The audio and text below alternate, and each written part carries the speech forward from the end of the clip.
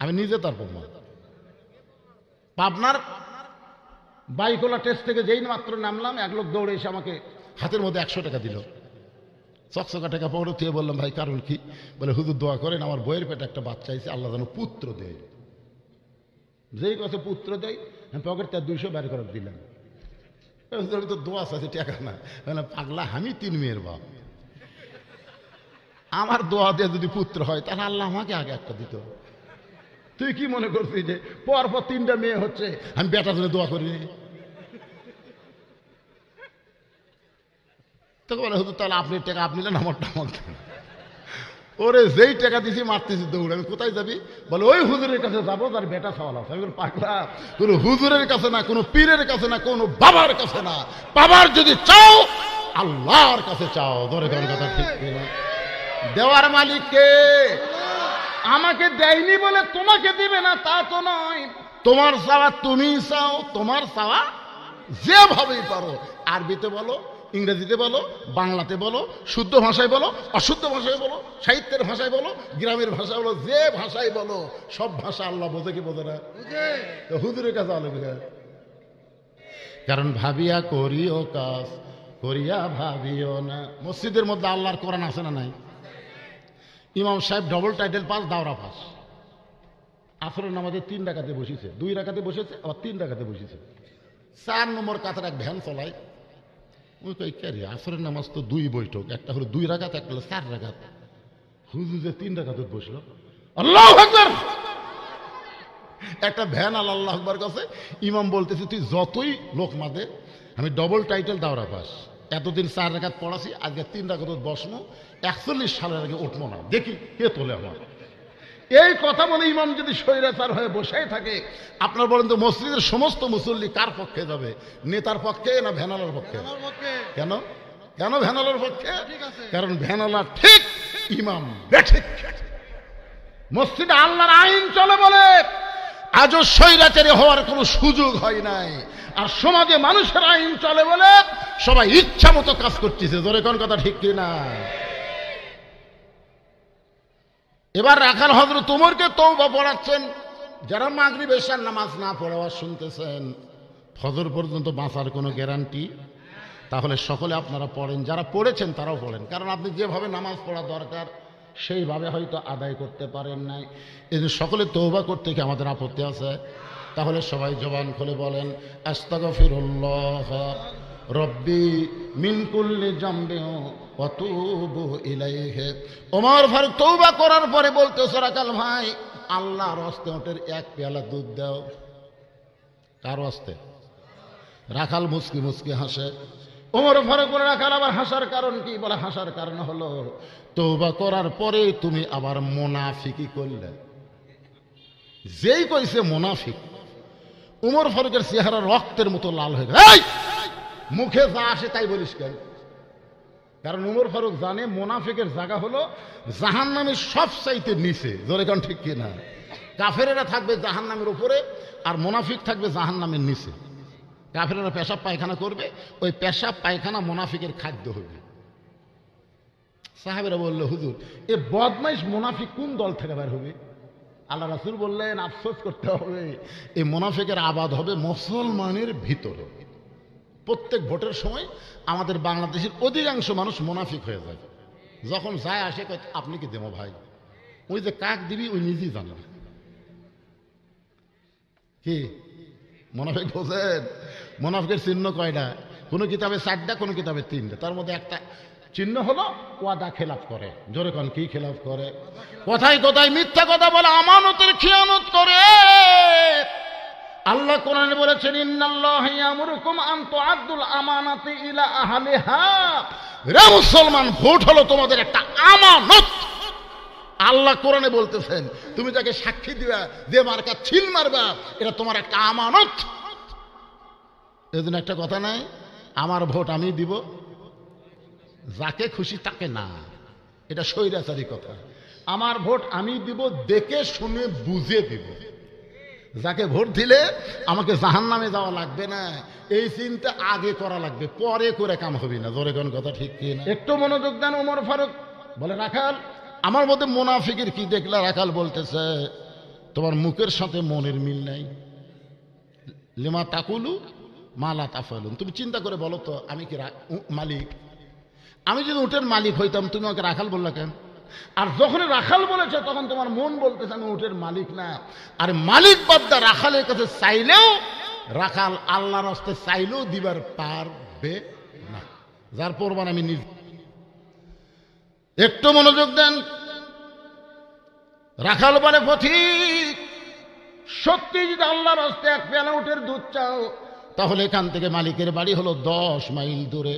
ওই মালিকের বাড়ির দরজাত গিয়ে বলো, মালিক তোমার রাখাল উট আর দুম্বা চড়াই, তুমি মালিক যদি হুকুম দাও রাখাল আল্লাহর হস্তে উটের এক পেয়ালা দুধ দিবে। ওমর ফারুক বলে, রাখাল ভাই অত কষ্ট করে মালিকের বাড়ি যাওয়ার দরকার নাই, বরং তোমাকে 2টা টাকা দিলাম, এই 2টা টাকার বিনিময়ে তুমি উটের এক পেয়ালা দুধ দাও। রাখাল মুসকি মুসকি হাসে। ওমর ফারুক বলে, হাসো কেন? বলে, হাসার কারণ হলো তুমি হযরত ওমরকে চেনো। তুমি যে এতক্ষণ হলে আমার সাথে ফাজলামি করতেছে, তুমি হযরত ওমরকে চেনো? যদি হযরত ওমরের চিন্তা এরকম বেআসাইদা কথা বলতে হয়, ওমরের গুপ্ত বাহিনী ঘুরতেছে, দূর থেকে দূর দেখ পার ভাই, তুমি আমাকে 2 টাকা ঘুষ দিছে, আর আমি মালিক বাদ তোমাকে উঠে এক পেলা দুধ দিলাম, তাহলে তোমাকেও ধরবে আমাকেও ধরবে। এই বয়সে কি তুমি ধরা পড়বার চাও? ওমর ফারুক বলে, রাখাল তাহলে পাহাড়ের গুহার মধ্যে যাই, তোমার গোপনে 2টা টাকা দেব, তুমি গোপনে উঠে এক পেলা দুধ দিবা। ওমরের গুপ্ত বাহিনীও ধরতে পারবে না, তোমার মালিকও জানতে পারবে না। রাখাল চিল্লায় বলে, তুমি ভণ্ড, তুমি ভণ্ড, তুমি ভণ্ড। ওমর ফারুক বলে, রাখাল আমারে ভণ্ড বলার কারণ কি? রাখাল বলে, পথিক যেখানে উমরের গুপ্ত বাহিনী দেখতে পায় না, আমার মালিক জানতে পারে না, রাখালের আল্লাহ দেখতে পায়। সঙ্গে সঙ্গে হজ উমর মারছে দৌড়, এক দৌড়ে পাহাড়ের পাদদেশে গিয়ে 2 রাকাত নামাজ পড়ে আল্লাহকে বলতেছে, আল্লাহ তোমার কোরআন এত সুন্দর, তোমার কোরআন যখন দুনিয়াতে চালু হয়ে যায় তখন কেউ না দেখলো আল্লাহ দেখে, এই বিশ্বাস মুসলমানের কলিজায়। তাহলে আত্তাকুল্লাহ ডিগ্রি অর্জন করতে গেলে কেউ না দেখলো কে দেখতেছে? ওই যে দরজা জানলা বন্ধ করে কম্বলের তলে চালু করে দিছে এদের ছেলেরা, মনে করতে বাপ মা ঘুমিয়ে গেছে, জানলা দরজা বন্ধ, ল্যাপের মধ্যে যদি হাঁটুর মধ্যে থুয়ে দেখি, কে দেখবি রে?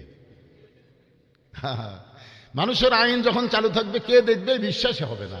আর আল্লাহর কোরআন যখন চালু হবে তখন বিশ্বাস হবে, কেউ না দেখলো আল্লাহ দেখতেছে। ধরে কোন কথা ঠিক কি না? ওমর ফারুক কান্দের বলে, আল্লাহ তোমার কোরআন এত সুন্দর, আমি এতক্ষণ রাখালকে দেখি না, রাখালের ভিতরে তোমার কোরআন শরীফ দেখতে পাই। রাখাল পিছনে গিয়ে বলতেছে, যতই কান্দো যতই কান্দো, উটের দুধ দেওয়া গেল না। ওমর ফারুক বলে, রাখাল ভাই উটের দুধের কোনো দরকার নেই, বরং তোমার কাছে আমি জানতে চাই, তুমি না দেখা আল্লাহকে কলিজার মধ্যে জায়গা দিয়ে তুমি যে আল্লাহর কোরআন অনুযায়ী চলতেছো, এর বিনিময়ে তোমার চাহিদা কি? আল্লামা সাইদি হুজুর 13 বছর অন্যায়ভাবে তাকে জেলখানায় বন্দি রাখছে। জোরে কোন কথা ঠিক কিনা? কথা বলো। আপনারা বলেন তো সাইদি হুজুরের কোনো দোষ আছে? একটা হিন্দু তাকে সাক্ষী করা হয়েছিল, সে বলে আমি সাক্ষী কেমনে দিব? যাকে ফেরেশতার মতন মানুষ দেখেছি হওয়ার পর থেকে সে কোনোদিনও কোনো অন্যায় করেনি, তার বিরুদ্ধে সাক্ষী কেন দেব? ওকে ধরে নিয়ে যায় ভয়ে ভারতে পালায় গেছে। চিন্তা করছেন? যাই একটা অপরাধ করেনি, একটা দোষ করেনি, বিনা দোষে তাকে 13 বছর জেলখানায় বন্দি করে রাখলো। আবার জেলখানার মধ্যে মৃত্যু হয় না বলে জেলখানা থেকে বের করে হাসপাতাল নিয়ে গিয়ে তাকে হত্যা করা হলো।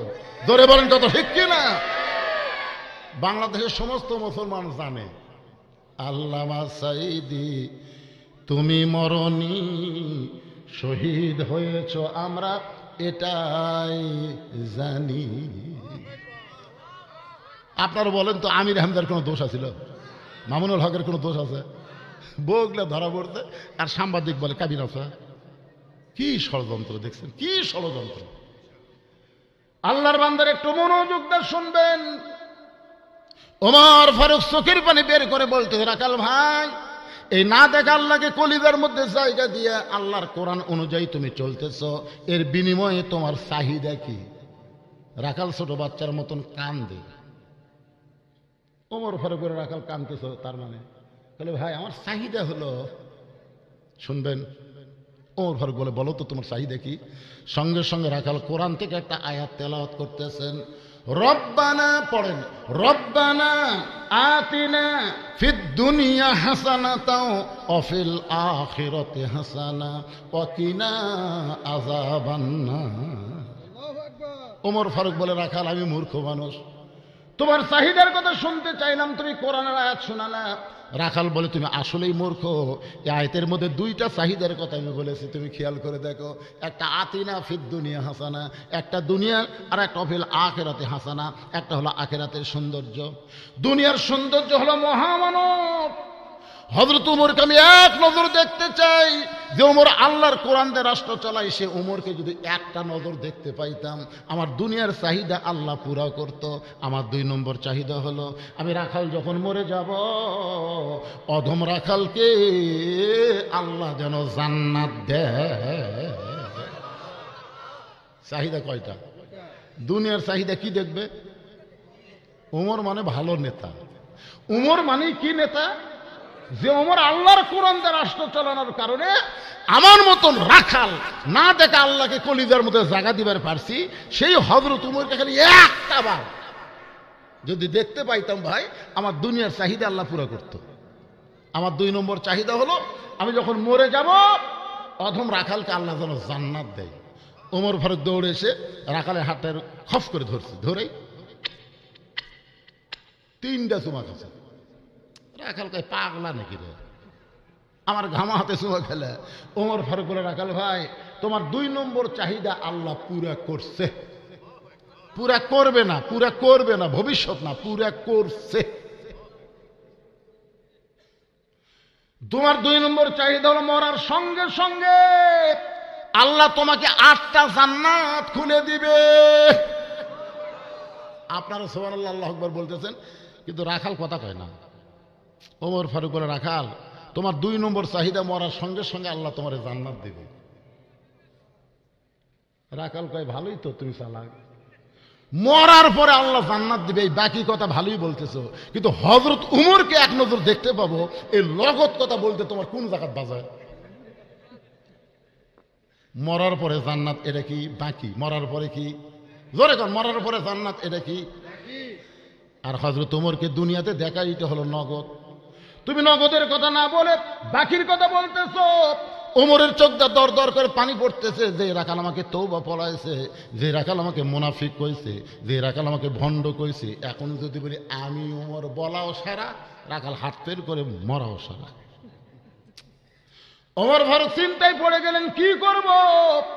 এমন সময় আল্লাহর কোরআন বলতেছে, উদউ ইলা সাবিলি রাব্বিকা বিল হিকমাহ।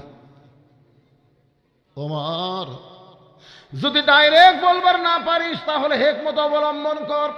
ওমর ফারুক বলে, রাখাল সত্যি যদি ওমরকে দেখতে চাও, তাহলে তোমাকে ফজরের নামাজ সামনে কাতারে আদায় করা লাগবে। ফজর যদি সামনে কাতারে আদায় করো, তাহলে মেহরাবের মধ্যে যেই মানুষটা ইমামতি করবে, ওই মানুষটি হলেন হযরত ওমর।